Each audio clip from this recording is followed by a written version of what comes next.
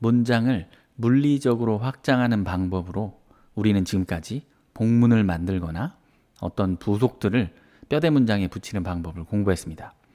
그 중에서 오늘은 41강에서 배웠던 종속 접속사로 만든 복문, 거기에서 파생된 59강 분사구문, 22강의 장소시간 부속, 그리고 이 장소시간 부속을 포함하는 43강의 전치사 명사 덩어리, 29강의 빈도부사, 62강의 부사 단어, 그리고 56강에서 배운 투부정사를 종합해서 살펴보겠습니다. 그러면서 이 7개의 요소가 문장 속에서 부사의 역할을 하는 부사류라는 것을 알아보도록 하겠습니다.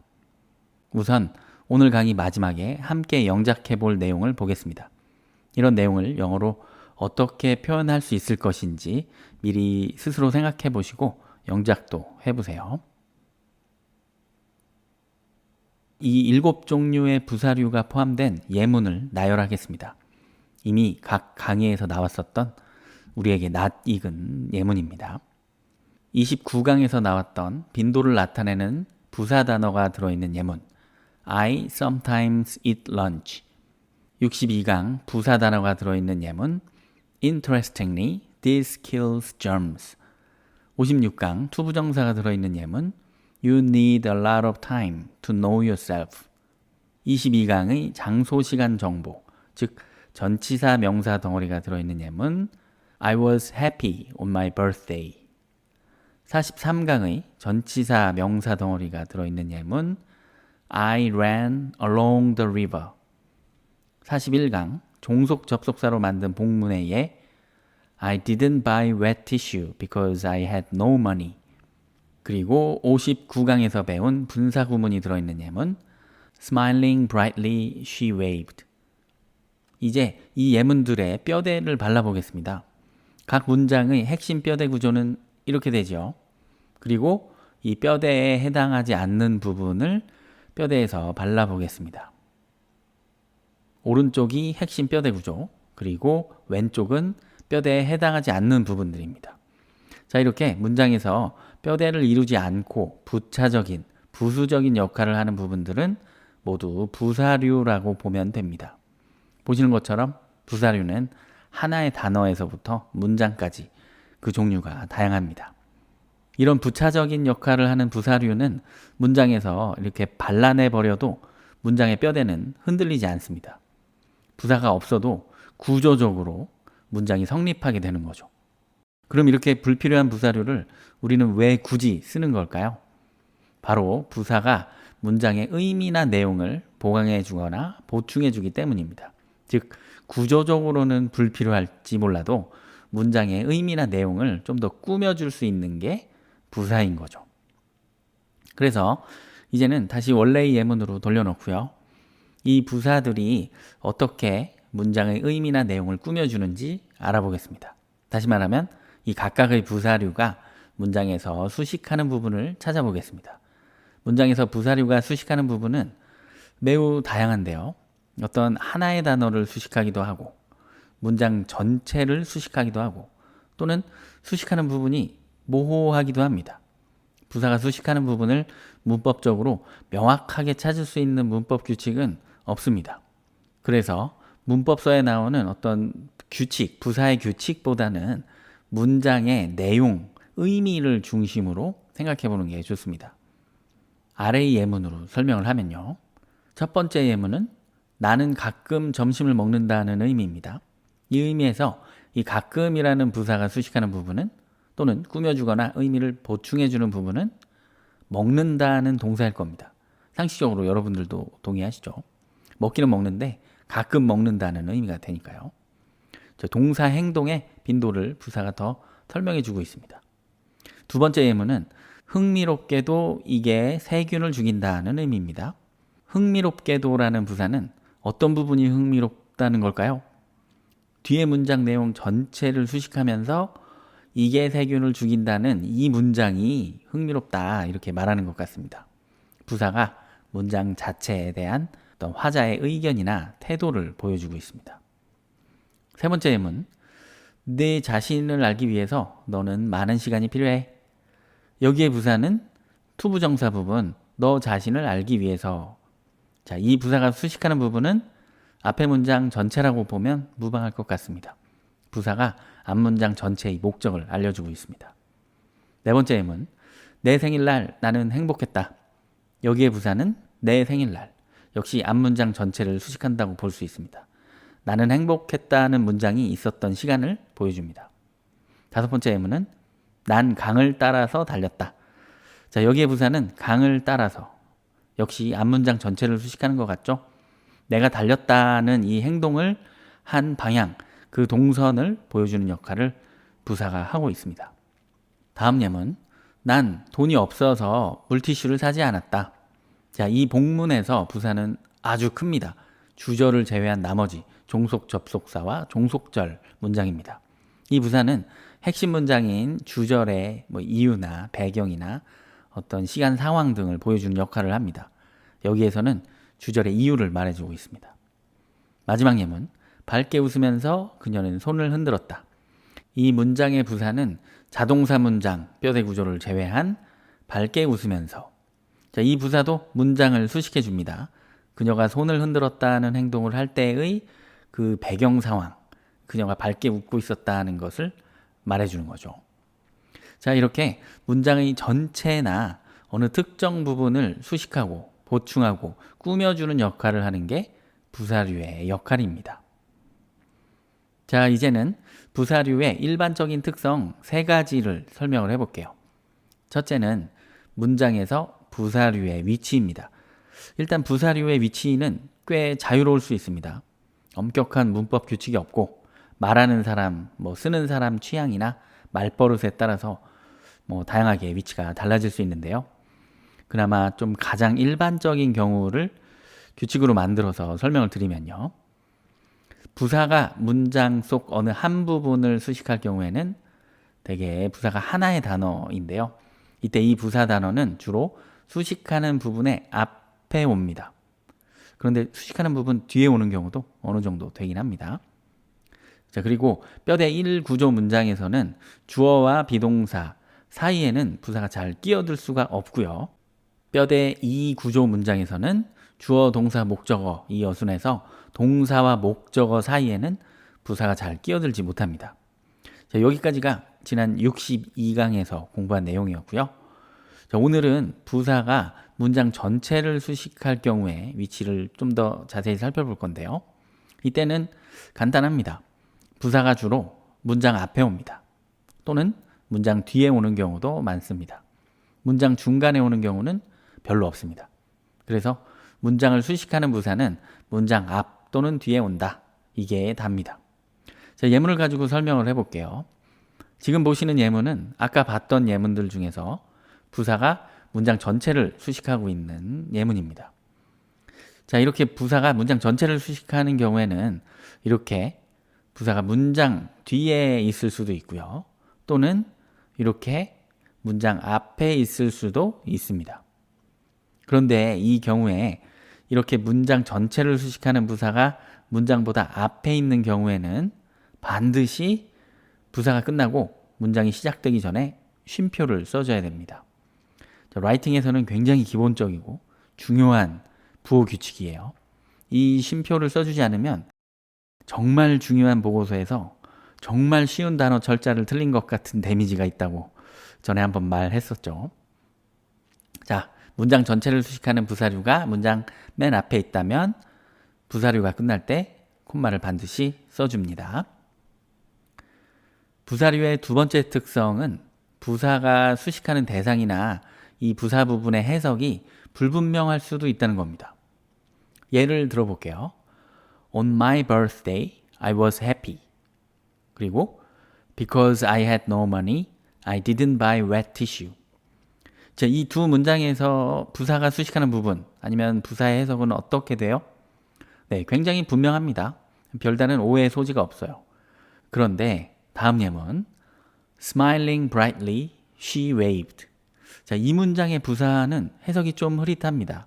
이게 밝게 웃으면서 동시에 손을 흔들었다는 건지 아니면 밝게 웃고 나서 그 다음에 손을 흔들었다는 건지가 모호할 수 있어요. 자, 그리고 다음 예문 To buy my daughter an iPad, I opened the 쿠팡 앱. 딸에게 아이패드를 사주기 위해 나는 쿠팡 앱을 열었다. 는 뜻인데요. 자, 이 문장의 부사, 이 투부정사 부분의 의미는 어때요? 누가 아이패드를 사주는 거죠? 자, 이 지점이 조금 모호할 수 있습니다. 물론 이런 경우 지난 56강 투부정사 강의에서 설명한 것처럼 투부정사의 행동을 하는 대상은 핵심 문장의 주어와 동일하다고 생각하기는 하지만 어쨌든 이 투부정사의 이 동사 행동을 하는 대상이 여기에 글자로 나와 있지 않다는 사실은 이 부사의 해석이 모호할 수 있는 여지가 있는 거죠. 자, 다음 예문은요. They are still 15. 자, 이 문장의 부사 still은요. 어느 부분을 수식하는 걸까요? 비동사를 수식한다고 하면 여전히 그렇다 정도로 해석이 될 거고 15살을 수식한다고 한다면 여전히 15살 정도로 해석이 되는데 둘 다 괜찮은 것 같아요. 이렇게 봐도 저렇게 봐도 문장 전체의 의미는 그냥 그들은 여전히 15살이다로 이해가 됩니다. 이런 식으로 부사가 수식하는 부분이나 해석이 좀 불분명하고 흐릿할 수도 있다는 겁니다.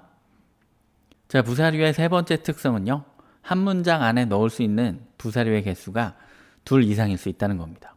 자, 예를 들면 to drink 소주, 소주를 마시기 위해. 이거는 투부정사 부사고요. Tom came, 톰이 왔다. 자동사 문장, 뼈대 이 구조 핵심 문장이고요. To Korea, 한국으로, 전치사 명사 부속으로 역시 부사입니다. 2개의 부사가 들어간 문장이고요. Last week, 지난주에 시간 정보를 알려주는 부사. The wind blew, 바람이 불었다. 자동사 문장, 뼈대고요. Violently, 엄청 세게, 동사 불었다를 꾸며주는 부사 단어. 역시 2개의 부사류가 들어간 문장이고요. As soon as she started singing, 그녀가 노래를 시작하자마자 종속 접속사 종속절로 된 부사. Most of the audience got excited. 핵심 문장, 수동태 문장으로 대부분의 관객이 난리가 났다 정도의 의미고요. 자, 여기에다가 excited 앞에 extremely 부사를 더 넣으면 완전 대박 난리가 났다. 자, 역시 2개의 부사가 들어간 문장입니다. Smiling brightly, 밝게 웃으면서 she waved, 그녀는 손을 흔들었다. To the audience, 관객에게. To say goodbye, 작별 인사를 하기 위해. At the end of the last song, 마지막 노래 끝에. 자, 여기 이 긴 문장에는 부사류가 5개나 들어있습니다. 이렇게 부사는 한 문장 안에 얼마든지 들어갈 수가 있어요. 자, 자연스럽게 이 문장 전체의 의미를 번역해보면 그녀는 마지막 노래 끝에 관객들에게 작별 인사를 하기 위해 밝게 웃으면서 손을 흔들었다 정도가 되겠네요. 자, 이렇게 부사가 많이 들어간 긴 문장을 보면 어떤 생각이 드시나요? 일단 문장이 기니까 좀 쉽게 느껴지지는 않겠죠. 자, 이 문장은 핵심 뼈대 문장이 2단어, 부사는 15단어로 이루어졌는데요.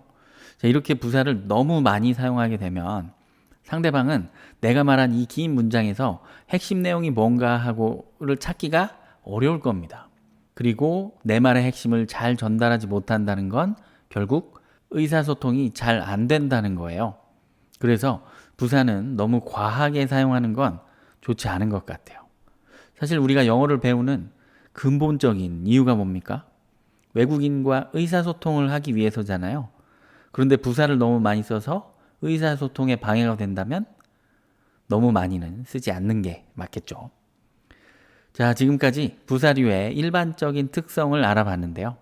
결국 문장에서 부사는 형태, 위치, 수식하는 부분, 해석, 개수가 다양하거나 자유롭다는 이야기를 한 겁니다.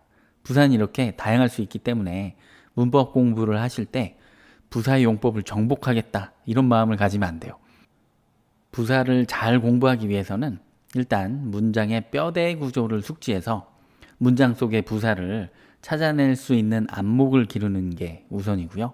그 다음에는 꾸준히 리딩을 하면서 내 눈에 띄는 부사들의 특성이나 쓰임새를 서서히 익혀나가는 게 바람직합니다. 자, 문장의 뼈대 구조는 영차설 문법 지도의 이 부분에서 공부를 하고 있죠. 다시 한번 뼈대 구조 부분 강의를 복습하시면서 숙지하시면 되겠습니다. 그리고 리딩에 관해서는 할 말이 많지만 지금은 일단 바로 리딩이 영어 공부에서 굉장히 가장 중요하다는 점만 말씀을 드리고요. 이 영차설 영문법 강의를 모두 마치고 나면 영어 리딩을 함께하는 강의나 스터디를 준비해서 그때 리딩에 대해서 많은 이야기를 나누도록 하겠습니다. 자, 그럼 이제 앞에서 봤던 한국어 문장을 영어로 만들어 봅시다. 한국어 문장의 의미를 음미해 보면서 뼈대를 발라내고 부사를 찾아보면서 영작을 해볼게요. 하나씩 보면요. 나 방금 물티슈 샀어. 이 문장의 의미를 음미해 보니까 주어가 한 행동을 묘사하는 문장입니다. 주어는 나, 내 행동은 샀다. 뭐를? 물티슈를. 뼈대 2번 구조 문장이고요. 그리고 뼈대에 해당하지 않는 방금이 문장의 부차적인 요소, 부사가 되겠습니다. 영어로 일단 뼈대 문장을 만들어 보면 주어, I, 동사는 문장 내용상 이 샀다라는 행동이 여전히 현재와 상관이 있을 것 같으니까 현재 완료로 have bought, 그리고 목적어는 wet tissue. 이제 이 뼈대에 방금이라는 부사를 넣어야 되는데 방금은 동사를 수식하는 부사 같아요. 샀다를 방금 샀다라고 의미를 보충해 주는 거죠. 그래서 수식해야 되는 단어 bought 앞에 부사를 붙이면 I've just bought wet tissue. just가 bought를 수식하고 있습니다. 그는 지금 엄청 빠르게 차를 몰고 있다. 주어는 그가 하는 행동이 있나 보니까 몰고 있네요. 뭐를? 차를. 역시 주어의 행동을 묘사하는 문장이므로 뼈대 2번 구조. 그리고 나머지 뼈대에 해당하지 않는 지금, 엄청, 빠르게가 부사. 총 3개의 부사가 들어간 하나의 문장입니다. 영어로 뼈대 문장은 주어, he. 동사는 지금 현재 몰고 있는 중을 말해야 되니까 현재 진행형으로 is driving. 목적어는 a car. He is driving a car. 뼈대 문장이 완성됐습니다. 그런데 사실 이 뼈대 문장은 목적어를 쓰지 않아도 돼요. 동사 drive가 일반적으로 차를 운전하다라는 의미를 전부 가지고 있거든요. 그래서 그냥 he is driving 이렇게 자동사 현재 진행형으로 해도 좋습니다. 자, 이제 여기에 부사 3개를 넣어 볼 건데요. 빠르게를 먼저 넣어 보면 자, 이 빠르게는 동사를 수식하는 부사 같습니다. 몬다를 빠르게 몬다 이렇게 수식해 주는 부사로 보고 he is fast driving 이렇게 넣었습니다. fast란 부사가 운전하다라는 동사 앞에서 수식하고 있는 거죠. 그런데 이 문장은 he is driving fast 라고 하는 게 더 좋겠습니다. 왜냐하면 이 뼈대 문장은 주어와 자동사로만 되어 있는 자동사 문장인데 이 자동사 문장은 주어 동사를 최대한 딱 붙여 쓰는 게 좋기 때문입니다. 지난 62강에서도 잠깐 설명했었죠. 자, 그리고 엄청이라는 부사를 넣어 볼게요. 자, 문장 의미상 엄청이라는 부사는 fast를 꾸며줍니다. 빠르게를 엄청 빠르게 이렇게 fast의 의미를 더 강조하는 역할이죠. 그래서 he is driving so fast. 자, so가 뒤에 fast를 수식하게 놓으면 되겠습니다. 그리고 지금이라는 이 부사는 시간을 알려주는 부속이네요. now를 문장 맨 뒤 아니면 맨 앞에 두면 되겠습니다. 저는 문장 앞에 두었고요. 자, now는 이 문장 내용 전체의 시간을 설명하고 있다고 보면 되겠네요. 그리고 중요한 문장부 콤마를 여기에 꼭 찍어줘야 됩니다. 문장 전체를 수식하는 부사가 문장 맨 앞에 나왔으니까요. Now he is driving so fast. 나 아직 그 영화 안 봤어. 저 주어는 나. 내가 한 행동이 있나 보니까 안 봤다. 뭐를? 그 영화. 역시 뼈대 2 구조 문장이고요. 나머지 부분 아직이 부사. 영어로는요. I have not seen. 역시 현재 완료로 해야겠고요. 참고로 현재 완료 강의는 61 강에 있습니다. 그리고 목적어는 the movie. I haven't seen the movie. 자, 여기 뼈대 문장에 아직이라는 부사는 yet로 문장 맨 뒤에 붙입니다. 자, yet은 좀 특이한 부사라서 이렇게 거의 언제나 문장 맨 뒤에 붙여요. 자, 특이하니까 간단히 기억하고 계시면 좋겠습니다. yet은 현재까지, 지금까지라는 의미고요. 이 문장에서는 앞에 문장 전체를 수식한다고 볼 수 있겠습니다. 그 다음 줄 간격을 좀 넓혀 놓고요. 영어를 잘하기 위해서는 리딩이 정말 중요하다. 자, 주어는 reading이죠. reading. 자, 리딩이 하는 행동이 있나 보니까 행동은 없고 리딩의 특성이 중요한이라고 밝혀주는 뼈대 1 문장 구조입니다. 그리고 나머지 영어를 잘하기 위해서는과 정말이 부사네요. 자, 뼈대 문장을 우선 영작하면 reading is important 이고요. 정말을 먼저 넣어보면 문장 의미상 정말은 important를 수식하는 부사 같아요. 중요한을 정말 중요한 이렇게 꾸며주는 거죠. 그래서 important 앞에 넣어보면 so important, so가 important를 수식이요. 그리고 영어를 잘하기 위해서는 뭐뭐 하기 위해 투부정사로 만들어서 넣으면 되겠습니다. 문장 끝에 바로 붙여보면 to have a good command of English. a good command of English가 좀 생소할 수도 있는데요. 직역하면 뛰어난 영어 구사력 정도가 됩니다. 긴 명사죠. 그래서 reading is so important to have a good command of English. 이렇게 영작하면 영작이 잘 됐죠? 그런데 56강 투부정사 강의에서 이 투부정사의 이 동사 행위를 하는 주어는 핵심 문장의 주어와 동일하다고 간주한다고 했죠. 즉 여기서는 reading이 뛰어난 영어 구사력을 갖기 위해라는 뜻이 됩니다. 뭔가 어색합니다. 뛰어난 영어 구사력을 갖는 거는 너 또는 우리 같은 사람이 와야 좋겠죠. 그래서 이렇게 투부정사의 주어 역할을 하는 대상이 따로 필요할 때는 투부정사 앞에 for 대상을 붙여준다고 했습니다. 그래서 여기서는 for you를 붙였고요. 네가 뛰어난 영어 구사력을 가지기 위해서는 리딩이 정말 중요하다 이렇게 의미가 돼야 되겠죠.